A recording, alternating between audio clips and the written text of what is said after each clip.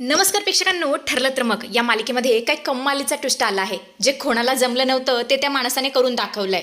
खरं तर तो मधुभाऊंना मारण्यासाठी आला होता, पण उलटच काहीतरी घडणार आहे आणि चक्क मधुभाऊ ठीक होणार आहेत. ठीक झाल्यावर जे काही घडतं ना प्रेक्षकांनो, बघत राहा. चला तर व्हिडिओला सुरुवात करूया. तर आपण पाहतो सुरुवातीला सायली पूर्णपणे अस्वस्थ झालेली असते. तिला काही झोप लागत नसते, त्यामुळे ती थेट कुसुमताईकडे जाते. सायली बोलते, कुसुमताई हा आवाज ऐक ना, मला वेड लागेल असं वाटतंय गं मला. हा आवाज मला इतका ओळखीचा का वाटतोय कुसुमताई? हा आवाज माझाच आहे का गं?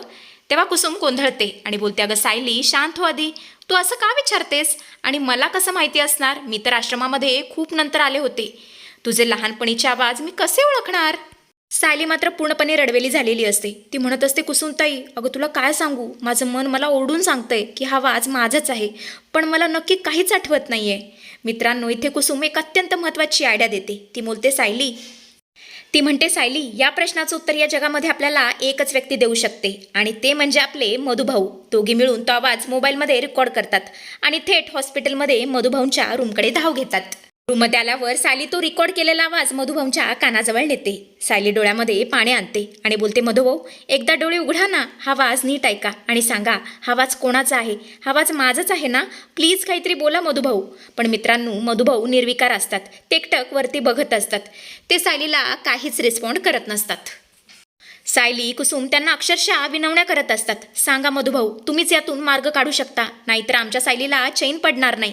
असं सगळं कुसुम म्हणत असते. पण मधुभाऊ काय उत्तर द्यायला तयार नसतात. आणि तेवढंच तिथे आपला अँग्री यंग मॅन येतो, तो म्हणजे अर्जुन. त्याला सायलीची ही तडपड बघवत नाही. तो बोलतो, बायको अगं झालं का तुझं?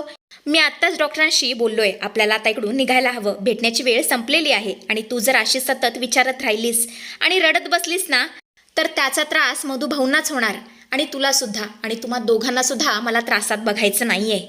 आपण वाटलंच तर पुन्हा त्यांना भेटायला येऊ, चल पटकन. असं म्हणत असतो. सायलीला हात पकडून तिकडून घेऊन जाऊ लागतो. कुसुम सुद्धा आता मधुभाऊंना काळजी घ्यायला सांगते आणि तिकडून निघून जाते. आता काय, गोडे मैदान मोकळं झालेलं असतं आणि त्या माणसाला संधीच मिळालेली असते. कारण मधुभाऊ एकटे रूममध्ये असतात आणि याच संधीचा तो माणूस फायदा उचलतो आणि हळूच त्यांच्या रूममध्ये येतो. हा तोच माणूस असतो जो सायलीचा पाठलाग करत असतो. तो संधीचा फायदा घेऊन मधुभाऊंच्या रूममध्ये घुसतो. त्याने तोंडाला काळा मास्क लावलेला असतो. त्याच्या डोळ्यामध्ये क्रूर चमक असते. आता प्रश्न हा पडतो की हा माणूस मधुभाऊंना मारायला का बरं आलाय? मधुभाऊ तर आधीच कोमात आहेत, मग त्यांच्या जीवावर कोण उठलंय? तो माणूस थेट आता मधुभाऊंच्या जवळ जातो आणि बोलतो, ए म्हाताऱ्या, खूप जगलास तू, आता तुझा खेळ खल्लास. तू जिवंत राहिलास ना तर अनेकांचे बिंग फुटतील. मर आता, दुसरा कोणताच पर्याय नाहीये तुझ्याकडे. असं म्हणतच तो चक्क मधुभाऊंच्या तोंडावरचा ऑक्सिजन मास्क निर्दयपणे काढू लागतो. मधुभाऊंचा श्वास कोंडू लागतो. ते तडफडू लागतात, पण त्यांना काहीच करता येत नसतं, कारण त्यांचा आवाज सुद्धा बाहेर जात नसतो आणि या सगळ्याचा मधुभाऊंना प्रचंड त्रास होत असतो. पण तो माणूस काही थांबायला तयार नसतो. तो सतत मधुभाऊंना त्रास देतच उभा असतो. इकडे आता कॉरिडॉर एरियामध्ये आपण पाहतो तर काय, सायली कुसुम जात असतात. सायलीचं कशातच लक्ष लागत नसतं. पण कुठे ना कुठे मधुभाऊ संकटात आहेत याची चाहूल आता सायलीला लागलेली असते. कारण किती जरी झालं तरी त्यांचं एक कनेक्शन असतं. बाप लेकीचं नातं असतं त्यांच्यामध्ये आणि याच नात्यामुळे सायलीच्या काळजामध्ये धस्स होते. तिची पावलं जागीच थांबतात. सायली इतकी घाबरलेली असते, इतकी पॅनिक झालेली असते, ती जागीच थांबते. तिची पावलं जागीच थांबतात. ती घाबरते आणि बोलते, थांबा कुसुमताई, अगं थांब. मला असं वाटतंय की माझे मधुभाऊ खूप मोठ्या अडचणीत आहेत. हे सगळं ऐकून तर कुसुमला हसायलाच येतं. सायली बोलते, कुसुमताई अगं हसतेस काय? तुला दिसत नाहीये का मला किती टेन्शन आलंय? माझ्या चेहऱ्यावरचे हावभाव तुला दिसत नाहीयेत का? आणि तुला हसायचं सुचतंय? तेव्हा कुसुम बोलते, अगं सायली हसू नाही तर काय करू? आता तूच विचार कर ना, आपण आत्ताच त्यांना भेटून आलोत ना, ते शांत झोपले होते. अडचणीत कसे बरे असतील ते? आणि बहुतेक तू एक गोष्ट विसरतेस, ते काय एकटे नाही आहेत, तर ते हॉस्पिटलच्या अंडर आहेत. आणि तू बघितलंस ना, इथे 5-5 मिनिटाला नर्स येतात आणि त्यांची विचारपूस करतात. तुझी ही गोष्ट लक्षात येत नाहीये का? त्यामुळे काळजी करू नकोस. आणि मला तर वाटतंय तू सतत त्या तन्वीचा विचार करतेस ना, म्हणून तुला असे भास होत असतील. आता बास कर, घरी चल. आणि तसंही तू प्रेग्नेंट आहेस, तुला आता स्वतःची काळजी घ्यायला हवी. या सगळ्या गोष्टींचा आपण नंतर विचार करू. आधी तू स्वतःच्या बाळाचा आणि स्वतःचा विचार कर. पण ऐकेल ती सायली कसली? ती कुसुमताईचा एक सुद्धा शब्द ऐकायला तयार नसते. ती म्हणत असते, नाही कुसुमताई, मला माझं मन सांगतंय की माझ्या बाबांच्या जीवाला धोका आहे. एकदा मला त्यांना बघू दे प्लीज, एकदा. असं म्हणतच सायली कोणाचंही ऐकत नाही आणि वाऱ्याच्या वेगाने ती आता मधुभाऊंच्या रूमकडे धाव घेते. अक्षरशः पळत सुटते.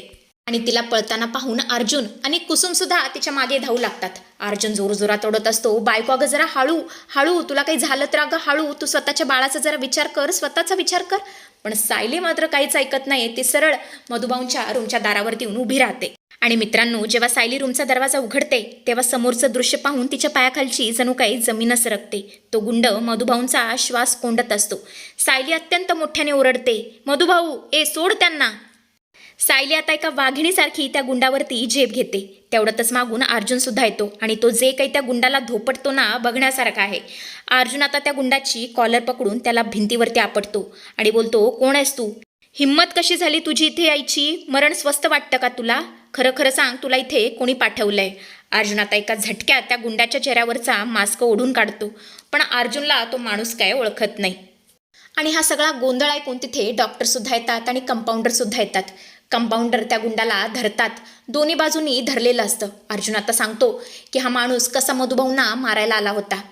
पण प्रेक्षकांनो, पुढे जे काय घडतं ना, ते फारच शॉकिंग असतं. मधुभाऊ चक्क स्वतःच्या दोन्ही पायांवरती उभे असतात आणि हे पाहून अर्जुन, सायली पूर्णपणे शॉकमध्ये जातात. सायली आता जोरातच ओरडते, मधुभाऊ, अहो तुम्ही चक्क स्वतःच्या पायावरती उभे आहात. अहो हा सगळा काय चमत्कार आहे, अनबिलिव्हेबल. तेव्हा डॉक्टर बोलतात, सायली मी सांगतो हे सगळं कशामुळे घडलंय. खरं तर ही खूप चांगली गोष्ट आहे. जे मला जमलं नव्हतं, जे तुम्हाला जमलं नव्हतं, ते या माणसामुळे घडलंय. मेडिकल टर्ममध्ये जर म्हटलं गेलं तर यालाच म्हणतात सडन प्रेशर ट्रीटमेंट. खरं तर तुमच्या पेशंटला एक जोराचा झटका बसलाय, धक्का बसलाय. ज्या मेडिकल शॉकची त्यांना गरज होती, तोच शॉक या घटनेमुळे त्यांना मिळालेला आहे. जे भल्याभल्यांना मला जमलं नाही, डॉक्टरांना जमलं नाही, ते या माणसाने करून दाखवलंय. खरं तर तो मधुभाऊंना मारायला आला होता, पण बघा ना, इट्स अ मिरॅकल. उलट्या घडून मधुभाऊंचा जीव वाचला. ते कोम्यातून बाहेर आले. सायली, अर्जुन तर जागेवरच थिसतात. सायली आता जोरातच ओरडते, मधुभाऊ, बाबा तुम्ही उभे राहिलात. सायली धावत जाऊन मधुभाऊंना घट्ट अशी मिठी मारते आणि दोघेही ढसाढसा रडायला सुरुवात करतात. मधुभाऊ आता खूपच प्रेमाने सायलीच्या डोक्यावरून हात फिरवतात आणि बोलतात, बाळा, साऊ बाळा, तू मगाशी मला जो आवाज ऐकवलास ना, तो आवाज तो तुझाच होता. तन्वी दुसरी तिसरी कोणी नसून तूच आहेस. आणि ही गोष्ट मला सुद्धा माहिती आत्ताच पडली. हीच गोष्ट मला तुला सांगायची होती, पण त्याचपूर्वी मी कोमात गेलो. आणि हे ऐकल्यावर सायली, अर्जुन दोघेही शॉक झालेले असतात. दोघांना काय उत्तर द्यावं, काय बोलावं, काही समजत नसतं. त्या रूममध्ये पूर्णपणे शांतता पसरलेली असते. तर प्रेक्षकांनो, हा ट्विस्ट इथेच संपत नाही. अर्जुन आता चक्क त्या माणसाला फरफटत पोलीस स्टेशनमध्ये घेऊन जातो. पोलीस स्टेशनमध्ये गेल्यावर इन्स्पेक्टर आणि अर्जुन त्या गुंडाची कसून चौकशी करतात. अर्जुन म्हणत असतो, सांग, तुला कोणी पाठवलंय? एका कोमात असलेल्या माणसाला मारून तुला काय मिळणार होतं? नाव सांग त्या माणसाचं, नाव सांग त्या मास्टर माइंडचं.